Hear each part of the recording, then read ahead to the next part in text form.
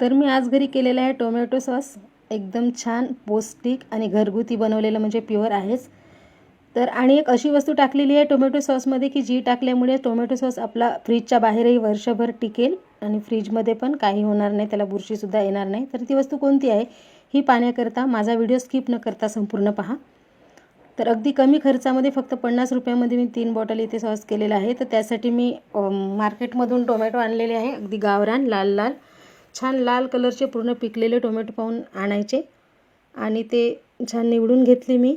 त्याच्यात डाग असलेला एकही टोमॅटो नको आणि ते धुवून घेतले आणि टोपलीमध्ये काढून एक दिवस पूर्ण सुकू दिले त्याला, म्हणजे पाण्याचा एकही थेंब त्यात राहायला नको, पाणी पाहिजेच नाही त्याच्यामध्ये, तेव्हाच ते टिकेल. तर आणि टोमॅटो मी 2-2 काप करून घेतले टोमॅटोचे. 2-2 काप करून घेतलेले टोमॅटो कुकरमध्ये, 5 लिटरचा कुकर आहे त्यामध्ये 3 किलो टमाटर घेतले होते मी, तर ते टाकून घेतले आणि एक बीट घेतला. बीट छिलून त्याचे तुकडे करून टोमॅटो सॉसमध्ये टाकले. बीटमुळे एकतर टोमॅटो सॉस आपलं पौष्टिक तर होईलच पण रंगही खूप छान येईल. इथे मी कोणताही कृत्रिम कलर वापरलेला नाही आहे. जोही रंग आला आहे सॉसला तो बीटचाच आहे. आणि अर्धं गाजर ते देखील छिलून टाकलेलं आहे. एक तर गाजरमुळे आपला पौष्टिकही होईल टोमॅटो सॉस आणि थिकनेसपणा छान येईल. 2 गाठे लसूण आणि आलं टाकलेलं आहे. एक कांदा चिरून टाकलेला आहे. तुम्हाला जर कांदा लसूण नको असेल तर तुम्ही नाही टाकलं तरी चालेल, पण मला कांदा लसूणचा फ्लेवर आवडतो म्हणून मी इथे कांदा लसूण टाकलेला आहे. खडा मसाल्यामध्ये कलमी, 2 भेंडी विलायची थोडीशी अशी सोलून, 3 हिरवी विलायची, 4 लवंगा आणि थोडेसे मिरे 10-12 टाकून 4 शिट्ट्या आणून घेतल्या मी कुकरला. आता टोमॅटो छान शिजलेले आहे. पूर्ण कुकर थंड होऊ द्यायचं आणि मगच खोलायचं, घाई करायची नाही. आणि त्याच्यात टाकलेले खडे मसाले काढून घेतले, फक्त त्याचा फ्लेवरच पाहिजे होता आपल्याला. आणि पूर्ण टोमॅटो मी मिक्सरला लावून घेणार आहे आणि त्याचा पल्प काढून घेणार आहे.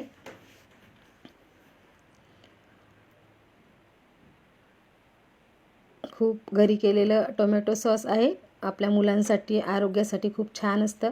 मार्केटमध्ये जे टोमॅटो सॉस मिळते ते टोमॅटोनीच बनलेलं असते का हे सुद्धा आपल्याला माहिती नाही आहे. ते कशापासून बनलेलं असतं, पूर्ण टोमॅटो त्याच्यात नसतातच. कोहळं पपई असं काही काही वापरून ते करतात, मलाही नक्की माहीत नाही. तर टोमॅटो मिक्सरला लावून घेतले, छान पल्प निघालेला आहे.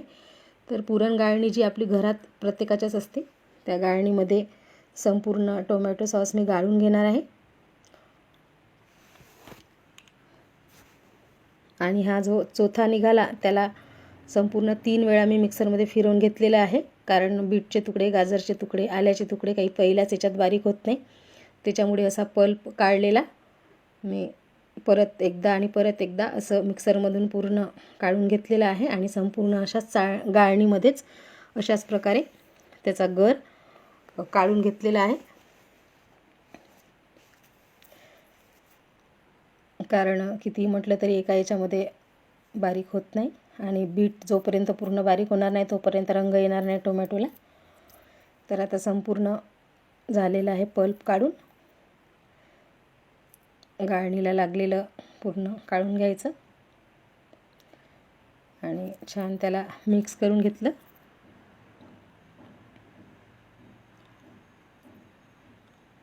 आता त्याच्यामध्ये 300 ग्राम साखर, 3 किलो टोमॅटोला 300 ग्राम साखर टाकलेली आहे मी. 1.5 चम्मच मिरपूड, 2 चम्मच तिखट, 2 चम्मच काळं मीठ आणि चवीप्रमाणे साधं मीठ. मीठ परत एकदा टेस्ट करून, सॉस पूर्ण झाल्यानंतर परत एकदा टेस्ट करून मीठ टाकायचं, कारण मिठाचं प्रमाण बरोबर हवं आहे, कारण आपल्याला ते वर्षभरासाठी साठवून ठेवायचं आहे. एवढा गर निघाला टोमॅटोचा.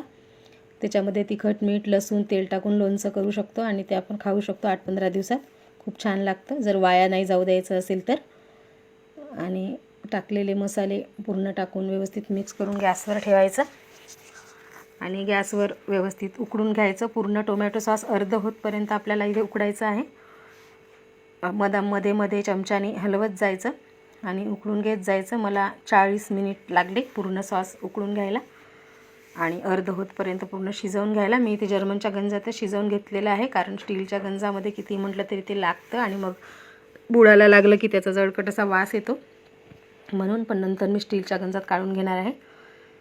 तर संपूर्ण छान उकळी येऊन सॉसला शिजवून घ्यायचं. पाहू शकता मस्त असा रंग आलेला आहे आणि चवीला देखील भन्नाट असं, काही म्हटलं तरी घरगुती आहे, घरी केलेलं आहे. मुलांना खूप आवडते सॉस, तर आपल्या मुलांसाठी आपण घरीच केलं पाहिजे. आजकाल मार्केटमध्ये कसं मिळेल काही हे नाही, त्याची गॅरंटी नाही.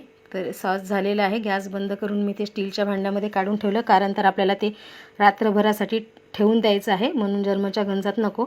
मी असं फळकं झाकून त्याला रात्रभर ठेवून दिलं. त्याच्यावर स्टीलचं झाकण वगैरे नको झाकायला, कारण त्याच्यावर वाफ येईल तर ते पाणी त्याच्यात पडतं, म्हणून फडक्यानेच झाकायचं. तर एक रात्र गेली, दिवस गेला, पूर्ण गार झालं. त्याच्यानंतर मग ते सॉस मिक्स करून घेतलं आणि त्याच्यामध्ये 1 कप विनेगर टाकलं. त्याच्यामध्ये विनेगर टाकल्यामुळे सॉस आपलं व्यवस्थित टिकेल, त्याला काही होणार नाही. फ्रीजच्या बाहेरही ठेवलं तरी चालेल, फ्रीजमध्येच ठेवलं पाहिजे अशी काही आवश्यकता नाही. पूर्ण मिक्स करून घेतलं विनेगर टाकून. छान सॉस आपला झालेला आहे. बघू शकता किती छान रंग तर आलेला आहेच, पण सॉस देखील एकदम झालेला आहे. मी प्लेटमध्ये टाकून दाखवते तुम्हाला. पाहू शकता एकदम असं सॉस पसरलं, त्याच्यामध्ये काही असे गॅप नाही किंवा पाणी नाही, तर म्हणजे ते संपूर्ण झालेलं आहे. तर मी प्लॅस्टिकच्या बॉटला व्यवस्थित छान धुवून ऊन दाखवून 2 दिवसापूर्वीच तयार करून ठेवलेल्या होत्या, त्याच्यामध्ये सॉस भरून घेते. जर तुमच्याकडे काचेची बॉटल असेल तर तुम्ही त्याच्यात पण भरू शकता. माझ्याकडे काचेची बॉटल आता नाही आहे सध्या, पण म्हणून मी प्लास्टिकच्या बॉटलमध्ये भरली आहे. तर संपूर्ण 3 बॉटल हे झालं आणि थोडंसं शिल्लक राहिलं तर ते मी दुसऱ्या बॉटलमध्ये टाकलं सध्या खाण्यासाठी. तर अगदी 50 रुपयामध्ये छान असं घरगुती सॉस. कसं वाटलं मला नक्की कमेंट करून सांगा आणि तुम्ही अशा प्रकारे सॉस बनवून पहा. माझ्या व्हिडिओला सबस्क्राईब करा, फॉलो करा आणि लाईक करा. पुन्हा भेटू एका नवीन व्हिडिओसोबत. Bye bye.